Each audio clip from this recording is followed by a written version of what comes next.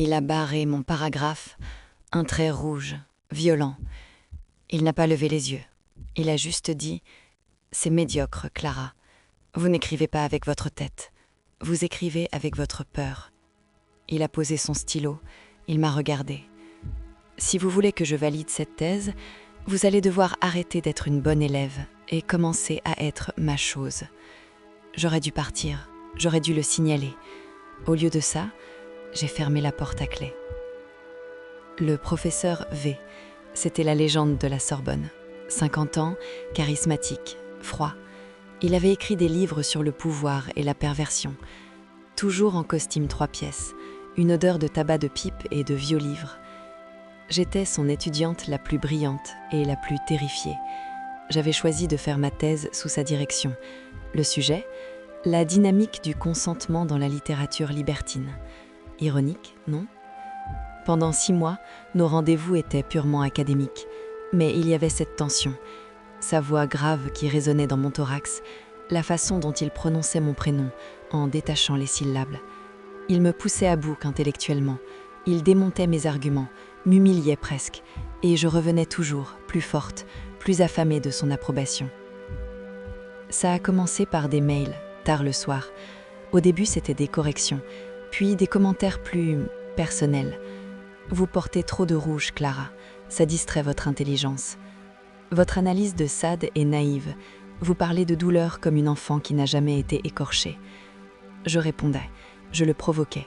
Je voulais lui prouver que je n'étais pas une enfant. Un soir de décembre, il m'a gardée après le séminaire. L'université était vide. Il s'est assis sur son bureau. Il m'a tendu un livre.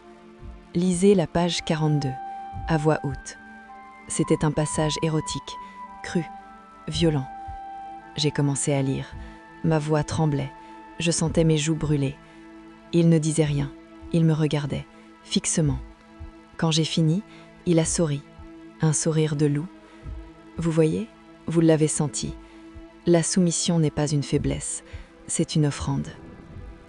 À partir de là, nos séances de travail ont changé. Il ne me touchait pas, jamais. C'était pire. Il me donnait des ordres. Ne parlez pas tant que je ne vous l'ai pas permis. Restez debout pendant que je corrige. Portez cette robe demain. Et je le faisais. Non pas parce que j'avais peur de rater ma thèse, mais parce que quand j'obéissais, je me sentais vivante. Je me sentais vue. Il structurait mon chaos. Il prenait le contrôle que j'étais trop épuisée pour garder. Mes amies trouvaient que j'avais l'air fatiguée, obsédée. Elles avaient raison. J'étais obsédée par lui, par l'espace qu'il créait pour moi. Un espace où je n'avais plus à réfléchir, juste à être. Le soir de la remise du manuscrit final, il pleuvait. Il a lu la dernière page, il a fermé le dossier. C'est excellent. Mon cœur a bondi. J'attendais ce mot depuis 2 ans. Il s'est levé, il a contourné le bureau, il s'est arrêté juste devant moi. Il a levé la main, j'ai cru qu'il allait me féliciter. Il a caressé ma joue. Son pouce a effleuré ma lèvre inférieure. Maintenant que vous êtes docteur, vous n'êtes plus mon étudiante. J'ai arrêté de respirer. Alors, Clara, qu'est-ce que vous voulez vraiment ? J'ai regardé ses yeux, j'ai vu le désir brut, sans filtre académique, et j'ai su que la thèse était que le préambule. J'ai dit, je veux que vous continuiez à m'enseigner. Il m'a embrassée. C'était comme une collision. On n'a jamais parlé de relations, on n'a jamais parlé d'amour. Je suis devenue une académicienne respectée. Lui a pris sa retraite. Mais 1 fois par semaine, je vais chez lui. Je m'assieds par terre. Il me lit des passages et je redeviens sa chose. C'est notre secret et c'est la seule vérité de ma vie. Le pouvoir n'est pas toujours là où on le pense.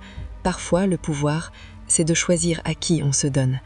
Et vous, avez-vous déjà trouvé la liberté dans l'obéissance ?